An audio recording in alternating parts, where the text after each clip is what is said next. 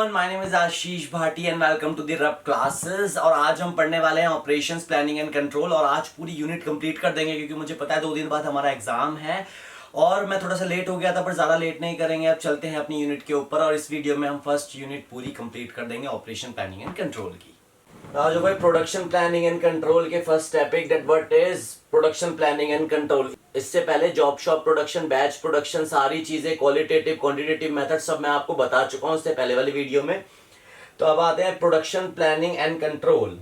PPC can be viewed as nervous system of the production operation. ये है nervous system होता है क्योंकि प्लानिंग होती है जब भी आप कोई ऑपरेशन को ऑपरेट कर सकते हो। ठीक है, all the activities in manufacturing और प्रोडक्शन साइकिल, सारी एक्टिविटी मैन्युफैक्चरिंग और प्रोडक्शन साइकिल में मस्ट बी प्लान्ड होनी चाहिए, कोऑर्डिनेटेड होनी चाहिए, ऑर्गेनाइज्ड होनी चाहिए और कंट्रोलिंग टू इट्स ऑब्जेक्टिव, जो इसका ऑब्जेक्टिव होता है। ठीक है, नेक्स्ट ये 2 पॉइंट होने के बाद तीसरा पॉइंट एक ये है कि it provide information about available manufacturing resources. ये इंफॉर्मेशन प्रोवाइड करवाता है about manufacturing resources to marketing department को, कि वो अच्छे से इसके ऊपर फिर डिसीजन ले सके फॉर मार्केटिंग पर्पस। तो आपको नाम से ही पता लग रहा है सब चीज का कि production planning and control, production के अंदर जो प्लानिंग होती है और उसको कंट्रोल किया जाता है वही होती है प्रोडक्शन प्लानिंग एंड कंट्रोल। ज्यादा टाइम वेस्ट ना करते हुए नेक्स्ट टॉपिक हमारा है ऑब्जेक्टिव्स क्या है PPC, production planning and control के, और फैक्टर्स अफेक्टिंग पीपीसी क्या है। मैंने एक ही में दोनों चीज समझा दिए, पर ये दोनों अलग अलग क्वेश्चंस आ सकते हैं। जैसे आपसे पूछ लिया कि पीपीसी क्या है, पीपीसी के ऑब्जेक्टिव्स बताओ, या ऐसे भी आ सकता है ऑब्जेक्टिव्स के साथ आप फैक्टर्स जो अफेक्ट करते हैं पीपीसी को वो बताओ। तो अगर हम ऑब्जेक्टिव्स की बात करें तो सबसे पहला पॉइंट आता है हमारे पास नेचर ऑफ इनपुट्स। भाई कितने टाइप के इनपुट्स हैं, कितने type different type of inputs होते हैं जो एक प्रोडक्ट में यूज होते हैं, वो इसमें बता देना है। उसके बाद क्या क्वांटिटी है उन इनपुट्स की। ठीक है, ऑब्जेक्टिव्स क्या होते हैं इसके, प्रॉपर कोऑर्डिनेशन होना चाहिए, बेटर कंट्रोल होनी चाहिए, कैपेसिटी यूटिलाइजेशन, ठीक है, टाइमली डिलीवर्ड होना चाहिए। तो इसके ऑब्जेक्टिव्स क्या क्या होते हैं भाई, टाइमली डिलीवर्ड हो रहा है, कैपेसिटी यूटिलाइजेशन है, बेटर कंट्रोल हो रहा है, जो भी इसके ऑपरेशंस हो रहे हैं प्रोडक्शन के वो बेटर कंट्रोलिंग में है, प्रॉपर कोऑर्डिनेशन चल रहा है हमारे साथ। कोऑर्डिनेशन में आप 2 चीजें कर सकते हो, कोऑर्डिनेशन आपका सप्लायर्स के साथ भी हो सकता है। ठीक है, इंटरनली जब कोऑर्डिनेट करना चाहते हैं, जैसे हमारी कोई चीज प्रोडक्शन में चल रही है, कोई प्रोडक्ट को हम प्रोडक्ट प्रोड्यूस कर रहे हैं, मैन्युफैक्चरिंग प्रोसेस उसका चल रहा है, तो उसमें भी कोऑर्डिनेशन बहुत ज्यादा इंपॉर्टेंट रोल प्ले करती है। क्वांटिटी ऑफ इनपुट्स मैंने आपको बता दिया, nature of input, different kinds of input जो हम यूज करते हैं वो आ जाता है आपके नेचर ऑफ इनपुट्स में। अगर हम जाते हैं फैक्टर्स अफेक्टिंग पीपीसी, जो फैक्टर्स अफेक्ट करते हैं PPC production planning and control को, भाई यूज ऑफ कंप्यूटर्स। अब यूज ऑफ कंप्यूटर्स की अगर हम बात करें तो कंप्यूटर आ चुके हैं मार्केट में, कंप्यूटर से हम इजीली प्रोडक्शन में कितना इनपुट, हमारे कितने इनपुट हम यूज कर रहे हैं, कितना लग चुका है, कितना लगना बाकी है, तो ये सारी चीजें हम इजीली कंट्रोल कर सकते हैं। तो अगर हम प्रोडक्शन प्लानिंग करते हैं, उसको कंट्रोल करते हैं, तो हमें इजीली सारी चीज डिटेल्स कंप्यूटर के थ्रू हम उसको मेंटेन कर सकते हैं, इजीली हमें वो सारी चीज डिटेल्स मिल जाती है। अगर हम बात करते हैं सीजनल वेरिएशंस की, सीजनल वेरिएशन में हम एग्जांपल ले सकते हैं, जैसे सीजनल वाइज मान के चलो मॉनसून है, मॉनसून में ही हमारे रेन कोट जो होते हैं या फिर अम्ब्रेलाज जो ज्यादातर जो उसकी सेल होती है वो मॉनसून में होती है। तो सीजनल वेरिएशंस अगर हम फैक्टर्स अफेक्टिंग पीपीसी में डाल सकते हैं। उसके बाद आपका आता है टेस्ट मार्केटिंग। टेस्ट मार्केटिंग का मैं ऐसे समझा सकता हूं आपको कि टेस्ट मार्केटिंग में एक न्यू प्रोडक्ट लॉन्च कर रहे हैं, हम न्यू प्रोडक्ट लॉन्च कर रहे हैं तो उसकी एक तरह से टेस्ट होता है, क्योंकि नया प्रोडक्ट है, लोगों को पसंद आएगा नहीं आएगा, तो उसकी मार्केटिंग भी इफेक्ट होती है। अगर हम प्रॉपर प्रोडक्शन प्लानिंग और कंट्रोल करते हैं तो अच्छी हमारी प्लानिंग और कंट्रोल रहेगा तो हम अच्छे से उसकी मार्केटिंग कर पाएंगे और प्रोडक्ट जो है हमारा लोगों तक ज्यादा पहुंच पाएगा। अगर हम बात करते हैं नेक्स्ट पॉइंट की, तो after sale services. After sale services की अगर हम बात करते हैं तो आफ्टर सेल सर्विसेज में आ जाता है बहुत सारे आइटम्स रिपेयर होते हैं, तो वो आइटम्स हमारे पास रिटर्न आ जाते हैं। अगर हमारे पास प्रॉपर प्रोडक्शन प्लानिंग और कंट्रोल होगा तो हम इजीली उनको रिपेयर करके कस्टमर तक वापस भेज सकेंगे, उनको अच्छी सर्विस प्रोवाइड करवा सकेंगे। तो आफ्टर सेल सर्विसेज के बाद आता है लॉसेस ड्यू टू इनप्रेडिक्टेबल फैक्टर्स। कई बार क्या होता है, एक्सीडेंट हो जाता है, फायर हो जाता है, थेफ्ट हो जाता है, तो इसलिए मैंने ये वाला थेफ्ट मतलब चोरी, तो इसलिए मैंने आपको ये वाला पॉइंट लिखा हुआ है, losses due to unpredictable factors, ये भी अफेक्ट करता है पीपीसी को। उसके बाद आता है प्रोडक्शन ऑफ ऑर्डर, ठीक है। उसके बाद आता है डिजाइन चेंज। डिजाइन चेंज की अगर हम बात करते हैं तो कोई भी अगर हम प्रोडक्ट में डिजाइन चेंज लेके आते हैं तो उसके लिए भी प्रॉपर प्लानिंग और कंट्रोल चाहिए, तो वो भी इफेक्ट करता है अगर डिजाइन हम चेंज करते हैं तो पीपीसी को। रिजेक्शन एंड रिप्लेसमेंट, मैंने आपको पहले ही बता दिया था रिप्लेसमेंट का यहाँ पर आफ्टर सेल सर्विसेज में। तो ये सारे पॉइंट्स अगर आप प्रॉपर से एक्सप्लेन करके आ जाओगे तो आपको बहुत अच्छे मार्क्स और हो सकता है फुल मार्क्स मिल जाए अगर आप इसके साथ साथ आप, जैसे मैंने डायग्राम की बात करता हूँ, डायग्राम में क्या होता है, आप ये सारे पॉइंट लिख रहे हो, ठीक है। जैसे ये है nature of input, quantity of input, proper coordination, better control, ठीक है। अगर इसके साथ हम यहाँ पर डायग्राम भी बना दे, भाई फर्स्ट पॉइंट यहाँ पे ऐसे बना दिया, फिर एरो डाल के सेकंड पॉइंट जो है ये लिख दिया, फिर एरो डाल के थर्ड पॉइंट लिख दिया, तो वो थोड़ा सा अट्रैक्टिव लगता है। तो मेरा बेसिकली कहने का मतलब ये है कि आप साथ साथ डायग्राम जरूर बनाएं। अगर पढ़ाते टाइम आपको कुछ समझ में नहीं आ रहा है तो प्लीज आप हमें मैसेज कर सकते हैं, क्योंकि मैं चाहता हूँ बहुत अच्छे से आपको सारी चीजें समझ में आए, क्योंकि बहुत अच्छे से अगर आप समझोगे तो ही पेपर में अच्छे मार्क्स लेके आ सकते हो। तो अगर कुछ भी प्रॉब्लम आ रही है तो मुझे मैसेज कर सकते हैं, जो हम नेक्स्ट वीडियो में उसको इम्प्रूव करेंगे। भाई अब हम आ जाते हैं functions of PPC. Functions of PPC में आपका सबसे पहला आता है एस्टिमेटिंग। एस्टिमेटिंग क्या होता है, एस्टिमेट करना। Deciding the quantity of the product to be produced and cost involved in the basis of sale forecast। भाई सेल को फोरकास्ट करते हैं, फोरकास्टिंग मतलब फ्यूचर में सोचना, फ्यूचर में कैसा हम कर सकते हैं। सेल्स के फोरकास्ट का मतलब होता है हम फ्यूचर के लिए सोचते हैं एक तरीके से। भाई फंक्शंस ऑफ पीपीसी, इसमें आपका एस्टिमेटिंग के अंदर आता है deciding the quantity of the product, भाई कितनी क्वांटिटी है प्रोडक्ट की जो प्रोड्यूस करनी है हमें और उसकी कॉस्ट क्या है, ठीक है, कैसे सेल्स फोरकास्ट करके, सिंपल सा। उसके बाद आता है राउटिंग, सेकंड आ गया राउटिंग। फर्स्ट फंक्शन एस्टिमेटिंग के बाद राउटिंग। राउटिंग क्या है, ये बहुत इंपॉर्टेंट है राउटिंग, और ये ना आपका 10 नंबर में भी पूछा जा सकता है इसके बारे में, इसलिए मैंने प्रॉपर से इसी में एक्सप्लेन कर दिया। सेकंड यूनिट में भी यही रहेगा इसका। राउटिंग क्या है, डिटर्मिनेशन ऑफ पाथ और रूट। डिटर्मिनेशन करना, पाथ को रूट को देखना, on which manufacturing operations will travel. भाई जो मैन्युफैक्चरिंग ऑपरेशंस ट्रैवल करते हैं, भाई एक ये पाथ है, ठीक है, जितने भी मैन्युफैक्चरिंग ऑपरेशंस में ट्रैवल कर रहे हैं, ठीक है। ये फर्स्ट पार्ट होता है अगर हम किसी मैन्युफैक्चरिंग प्रोडक्शन में जाते हैं। मैन्युफैक्चरिंग प्रोडक्शन करने का सबसे पहला पार्ट जो होता है वो होता है, सबसे पहला पॉइंट, सबसे पहले हम करते हैं राउटिंग। इसमें डिटरमाइन करते हैं, determination of path and route on which manufacturing operations will travel, ठीक है। और ये याद रखना बस ये पाथ है, ठीक है, सबसे पहला वाला। Establishing the sequence of operation, भाई सीक्वेंस ऑफ ऑपरेशन को एस्टेब्लिश करता है। This route path is determined in advance, सबसे पहला पार्ट है, और ये जो पाथ है ये हमें डिटरमाइन करना पड़ता है एडवांस में सबसे पहले। Useful to prepare machine loading chart and schedule, schedules के लिए, मशीन लोडिंग के लिए, चार्ट्स बनाने के लिए यूजफुल होता है। राउटिंग डिटरमाइंस व्हाट, भाई क्या, how much, with which, how and where to produce, कहाँ पे प्रोड्यूस करना है, क्या करना है, कितना करना है। तो ये सारी प्लानिंग कब हो जाती है, एडवांस में। एडवांस में जो प्लानिंग होती है तो इसको हम डिटर्मिनेशन ऑफ पाथ, है ना, एक पाथ होती है जहाँ पे हम सब कुछ प्लान कर लेते हैं, भाई कितना प्रोड्यूस करना है, कहाँ पर करना है ना, और how much to produce, where to produce, है ना, with which, what to produce, ये सारी चीजें। अगर हम इसको नॉर्मल तरीके से लिखिए कि भाई राउटिंग फिक्सेस इन एडवांस, मैंने आपको बताया कि एडवांस में फिक्स करा जाता है, क्या करा जाता है फिक्स एडवांस में, ठीक है। अब मैंने ये तो बता दिया भाई what to produce, how much to produce, where to produce, but अगर हम प्रॉपर पॉइंट्स में देखें तो the quantity and quality of the product, भाई क्या फिक्स करा जाता है। अब हम ये देखते हैं, हमने एक पाथ बनाया, ठीक है, राउटिंग में, जिसमें हमने ये देखा कि भाई क्वांटिटी क्या है, कितनी क्वांटिटी चाहिए हमें, और कितनी क्वालिटी हमें प्रोड्यूस करनी है, ठीक है। उसके लिए हमें रॉ डाटा से लेके सारी चीज की रिक्वायरमेंट होती है, वो एक प्रॉपर पाथ होता है मैन्युफैक्चरिंग का, इतना बस याद रखो, ठीक है। द मैन, इसमें क्या क्या चीज यूज होती है, man, machine, material etcetera is used, ठीक है। भाई हम किसी चीज को अगर मैन्युफैक्चरिंग करेंगे किसी प्रोडक्ट को, तो हमें मैन भी चाहिए, मशीन भी चाहिए, मटेरियल भी चाहिए। प्लेस ऑफ प्रोडक्शन, भाई कहाँ पे हम प्रोडक्शन कर रहे हैं, तो ये सारी चीजें हम इसमें भी देख सकते हैं। But to produce, how much to produce, with which, how and where to produce, ठीक है। और ये एक डिटर्मिनेशन ऑफ पाथ है, पाथ भी कह सकते हो आप, इसको एक रूट भी कह सकते हो, on which manufacturing operations will travel. बस ये वाला पॉइंट याद कर लो। ये फर्स्ट पॉइंट लिखने के बाद आप सीधा लिख सकते हो, ये 3 पॉइंट यहां से लिख सकते हो आप इजीली, ठीक है। अगर आप और ज्यादा लिखना चाहते हो तो ये वाली लाइन लिख सकते हो, routing determines what, how much, will, how and where to produce. बहुत सिंपल सा है, इसको आप और अच्छे से भी एक्सप्लेन कर सकते हो। मैंने मेन पॉइंट्स आपको बता दिए हैं। राउटिंग का अगर कोई क्वेश्चन आएगा तो इसी के अंदर से उसमें पूरा आपको बना के लिखना है। भाई अब हम आते हैं इसके थर्ड पॉइंट पे, फंक्शंस ऑफ पीपीसी के, जो है शेड्यूलिंग, ठीक है। शेड्यूलिंग के अंदर आता है determines when an operation is to be performed, कब ऑपरेशन परफॉर्म्ड होगा, and when work is to be completed, और जो वर्क है वो कब कंप्लीटेड होगा, कब कंप्लीट होगा।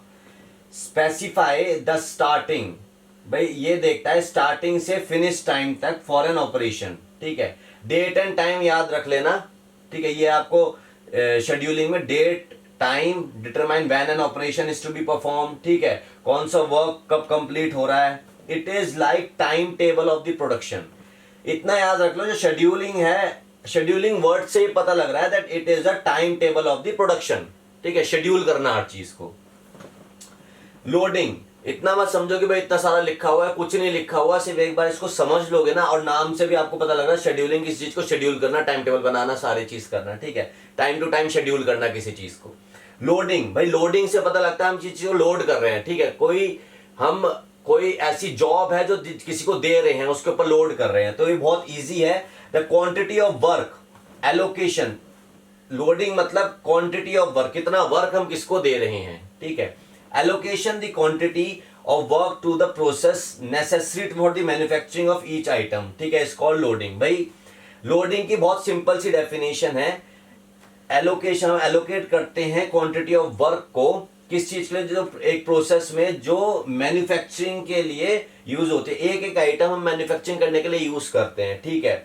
भाई फॉर एन एग्जांपल देता हूं मैं, ये पेन है, ठीक है, मार्कर है, सॉरी, ये मार्कर हमारा मैन्युफैक्चर हो रहा है, ठीक है। भाई इसकी एक ये है कि भाई इसकी प्लास्टिक जो बन रही है वो अलग मशीन पे बन रही है, ठीक है। इसकी जो इंक है वो अलग मशीन पे बन रही है।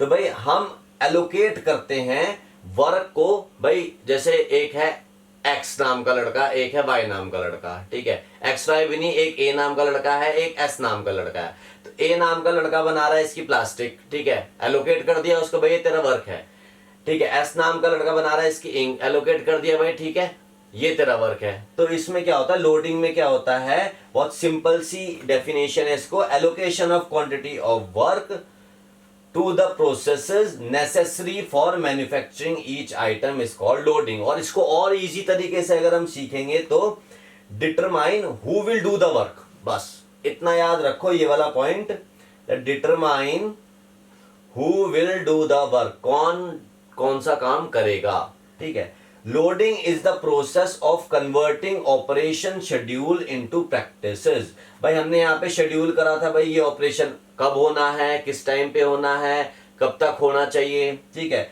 उस चीज को अगर हम प्रैक्टिकल वे में लेके आ जाते हैं तो वो सिंपल तरीके से लोडिंग कहता है। और लोडिंग के अंदर हम क्या करते हैं, who will do the work, हम डिटरमाइन करते हैं कौन कौन ये वाला काम करेगा, कौन इस पेन का प्लास्टिक बनाएगा, कौन इस पेन की इंक बनाएगा। तो मैन्युफैक्चरिंग प्रोसेस में ये होता है लोडिंग, जो काम हम किसी को दे देते हैं, determine who will do the work. बहुत सिंपल सा है, इसको आप अपनी लैंग्वेज में भी एग्जांपल के साथ बहुत अच्छे से समझा सकते हैं, शेड्यूलिंग को भी और लोडिंग को भी। इसी तरह से सारे के सारे टॉपिक हम क्लियर करते रहेंगे, बस आप वीडियो देखते रहो। एक वीडियो में पूरी यूनिट कंप्लीट कर दूंगा, इसके बाद जो नेक्स्ट वीडियो बनाऊंगा ऑपरेशंस प्लानिंग एंड कंट्रोल की, उसके सेकंड यूनिट भी एक ही वीडियो में कंप्लीट कर दूंगा। तो बिना रुके बस देखते रहो, हाथ में कॉपी पेन लेके बैठ जाओ, बट नोट्स बनाते रहो, सुबह सुबह रिवीजन करके जाओगे, पूरे के पूरे नंबर आएंगे डेफिनेटली। सो ये चलते हैं अपने नेक्स्ट टॉपिक पे। Next topic is production control function. अब हम पढ़ेंगे production control function. Production control function की अगर हम बात करते हैं तो तीन टाइप के लिखना, बस ज्यादा लिखने की जरूरत नहीं है। सबसे पहला आ गया आपका डिस्पैचिंग, सेकंड फॉलोअप और इंस्पेक्शन। अब फॉलोअप लेना, सबको प्रॉपर पता चल रहा है भाई, फॉलोअप लेना हर एक्टिविटी का, क्या क्या ऑपरेशन हुआ है, क्या क्या चीज नहीं, फॉलोअप मतलब फॉलोअप आप सब लिख सकते हो। इंस्पेक्शन करना, ठीक है, किसी वर्क का। बट बात आती है डिस्पैचिंग की। डिस्पैचिंग में लोगों को क्या लगता है कि हाँ भाई कोई मटेरियल यहाँ से डिस्पैच हो रहा है, नहीं। डिस्पैचिंग का अगर आता है इधर, अगर प्रोडक्शन कंट्रोल फंक्शन में डिस्पैचिंग की अगर हम बात करते हैं तो डिस्पैचिंग में आपको ये लिखना है, release the order and instruction for starting the production of an item. भाई ये रिलीज करता है, ऑर्डर और इंस्ट्रक्शन देता है किसको, प्रोडक्शन को स्टार्ट करने के लिए। हमने राउटिंग करी, ठीक है, फिर हमने शेड्यूलिंग भी करी, ठीक है, वर्क भी बता दी, ये वर्क इसको करना है, ये वर्क इसको करना है। वर्क करने के बाद अब डिस्पैचिंग की अगर हम बात करते हैं तो डिस्पैचिंग में हमें प्रॉपर स्टार्ट करना होता है वर्क को। तो वो ऑर्डर देता है, इंस्ट्रक्शन देता है for starting the production of an item as per the route sheet. जब हमने रूट शीट बनाई थी या शेड्यूल शीट बनाई थी उसके अकॉर्डिंग हम वर्क को स्टार्ट कर देते हैं अब, ठीक है। अगर starting the process of production, अब वर्क स्टार्ट कर दिया तो उसका प्रोसेस क्या है, उसका प्रोसेस ये है कि movement of material to different work station. भाई जो मटेरियल है, इनपुट है, वो डिफरेंट डिफरेंट वर्क स्टेशन पे जाएगा जब भी तो वर्क स्टार्ट होगा। उसके बाद movement of tools for each operation. अब हमारे पास इनपुट है, इनपुट चले गए, पर हमारे पास टूल नहीं है उसको बनाने के लिए, मैन्युफैक्चरिंग करने के लिए, असेंबल करने के लिए, तो टूल्स भी जाने जरूरी हैं। थर्ड पॉइंट में बिगिनिंग ऑफ द वर्क, फिर टूल चले गए, रॉ डाटा चला गया, रॉ मटेरियल चला गया, मतलब तो उसके बाद हमारा क्या होता है, beginning of the work, work start हो जाता है। वर्क स्टार्ट होने के बाद रिकॉर्डिंग ऑफ टाइम, भाई कितना टाइम लग रहा है, cost involve in each operation. अब हमारा प्रोडक्शन सिस्टम स्टार्ट हो चुका, प्रोडक्शन प्लानिंग होने के बाद प्रोडक्शन स्टार्ट हो चुका, प्रोडक्शन स्टार्ट होने के बाद हमें ये पता करना होता है कितने टाइम में हमारा रिकॉर्डिंग, कितना टाइम में हमारा कंप्लीट हो रहा है वर्क, और क्या कॉस्ट लग रही है उस वर्क को कंप्लीट करने में। कोई वर्क, अगर कोई एक्टिविटी हम कंप्लीट करते हैं तो वो ऑपरेशंस के अंदर ही आती है, ठीक है। Movement of work from one operation to another according to the route sheet. भाई हमारी क्या हो रहा है, हम टाइम देख रहे हैं, कॉस्ट देख रहे हैं, कितना कॉस्ट हमारी लग रही है प्रोडक्शन में, कितना टाइम चल रहा है, काम भी स्टार्ट हो गया, बट काम स्टार्ट होने के बाद वो अकॉर्डिंगली चल रहा है रूट शीट के या नहीं, हमें ये भी देखना बहुत जरूरी है। ऐसा तो नहीं कि भाई अकॉर्डिंगली नहीं चल रहा तो गलत हो जाएगी प्रोडक्शन, ठीक है। तो movement of work from one operation to another according to the route sheet, ठीक है, रूट शीट के अकॉर्डिंग कर लिया। फिर translate production plan into production, ये इसका पार्ट नहीं है, ये नॉर्मली मैंने अलग से बताया हुआ है कि translate production plan into production. ये डिस्पैचिंग का मतलब है ट्रांसलेट करना प्रोडक्शन प्लान को। प्रोडक्शन प्लान कैसे आए थे हमारे पास, रूट शीट बनाई थी, शेड्यूल चार्ट बनाए थे हमने, ऐसे ये शेड्यूल रहेगा, ये इसको काम देना है, यहां पर करना है, सब कुछ बनने के बाद प्रोडक्शन प्लान होने के बाद इनटू प्रोडक्शन, उसको हम प्रोडक्शन करते हैं तो उसको हम डिस्पैचिंग में लिखेंगे। डिस्पैचिंग के बाद दूसरा आ जाता है आपका फॉलो अप। फॉलो अप में मैंने आपको ये बताया हुआ है कि ये सारा हमने काम कर लिया, काम प्रॉपर तरीके से चल रहा है, नहीं चल रहा, कोई दिक्कत तो नहीं आ रही, वो सब चीज हमारे सेकंड पॉइंट में आ जाएगी, वो है फॉलो अप। तो फॉलो अप मेरे को इतना इंपॉर्टेंट नहीं लगा आपको प्रॉपर लिख के बताने का, तो मैं इसलिए नॉर्मली आपको समझा रहा हूँ। डिस्पैचिंग हुआ मतलब प्रॉपर प्रोडक्शन चालू हो गया, उसके बाद में फॉलो अप लेना भी जरूरी है, उसके बाद इंस्पेक्शन करना भी जरूरी है कि भाई काम ठीक हुआ है या नहीं हुआ।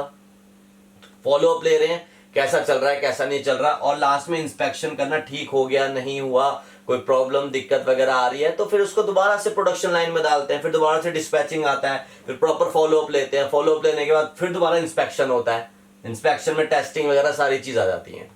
तो ये अगर प्रोडक्शन कंट्रोल फंक्शन आएगा तो आप ये तीनों पॉइंट लिख सकते हो, ठीक है। इजी है, बहुत सिंपल है, अच्छे से आप एक्सप्लेन करें, और हर एक्सप्लेन करने के बाद हर पॉइंट में एग्जाम्पल जरूर बताएं। अगर आप एग्जाम्पल बताएंगे तो एग्जामिनर्स को इजीली, एग्जामिनर आपकी इजीली बात को समझ सकेगा कि व्हाट यू ट्राइंग टू से।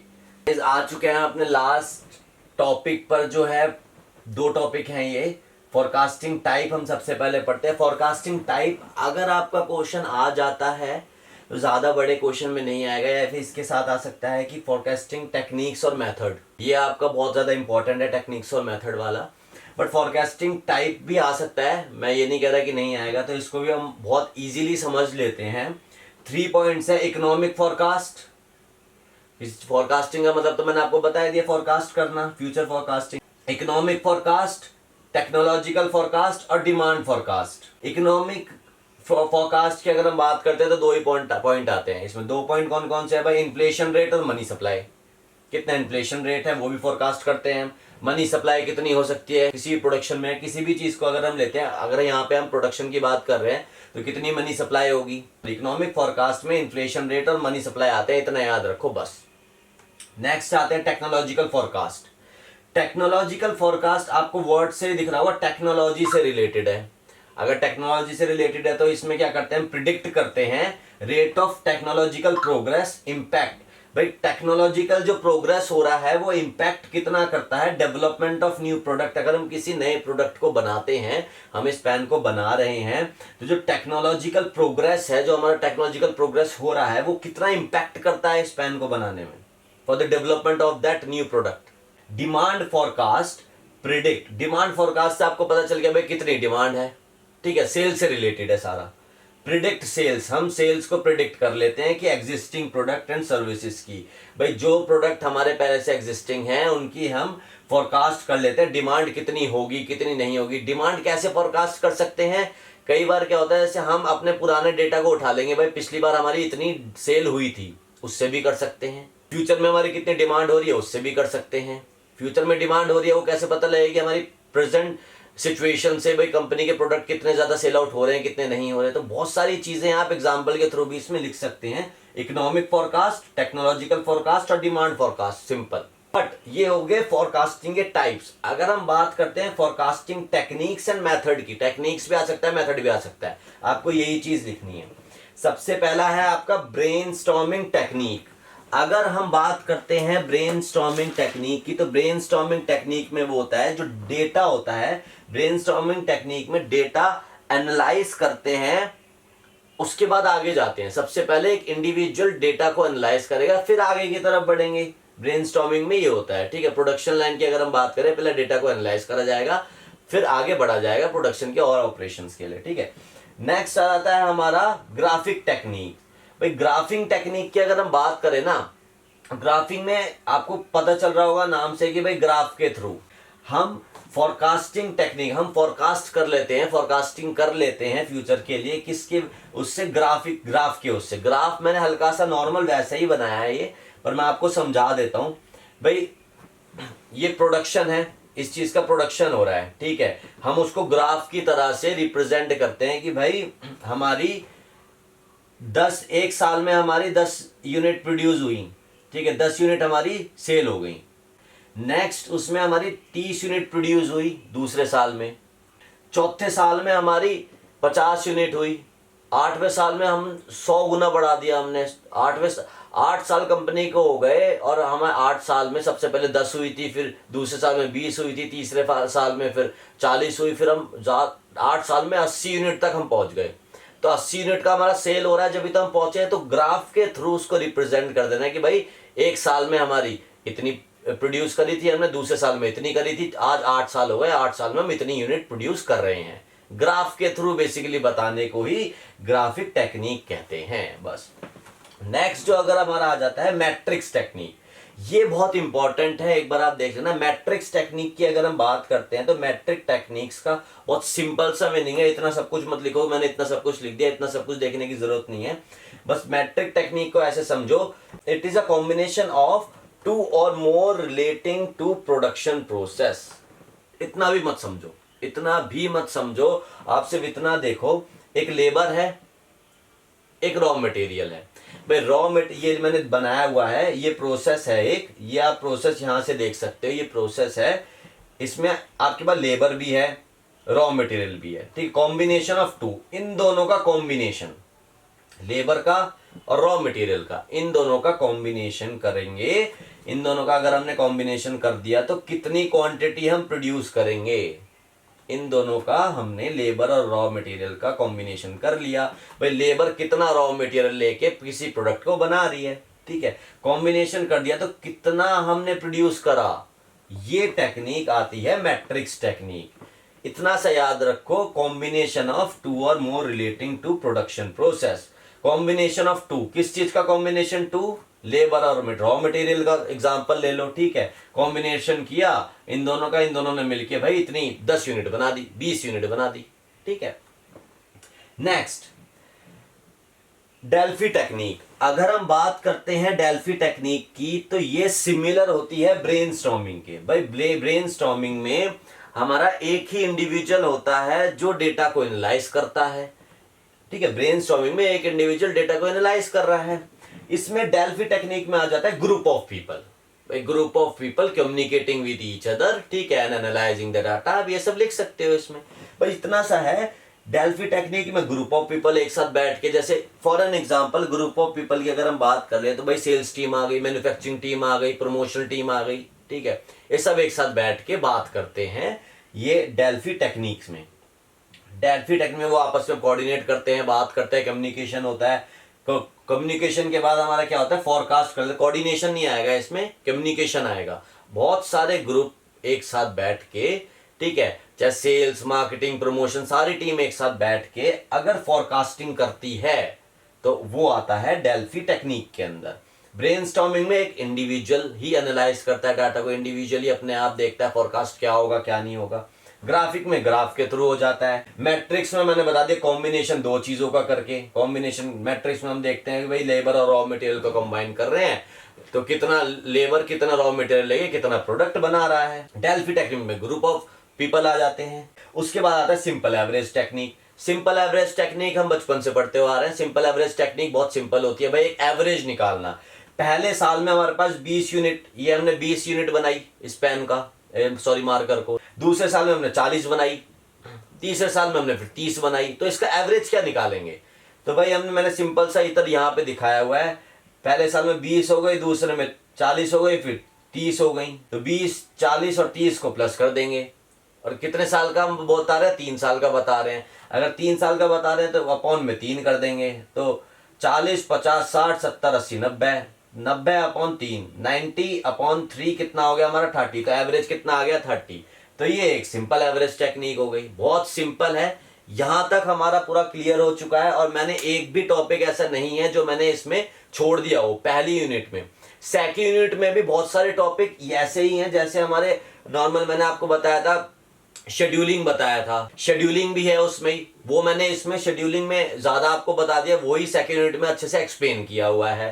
तो गाइस अभी क्या है, हमारी फर्स्ट यूनिट कंप्लीट हो चुकी है। चलेंगे नेक्स्ट वीडियो में सेकंड यूनिट के ऊपर, ऑपरेशंस प्लानिंग एंड कंट्रोल की। तो अगर कोई भी प्रॉब्लम है मुझे मैसेज कर सकते हैं और ऐसी वीडियोस के लिए हमारे चैनल को सब्सक्राइब करें और बेल आइकन जरूर दबाएं।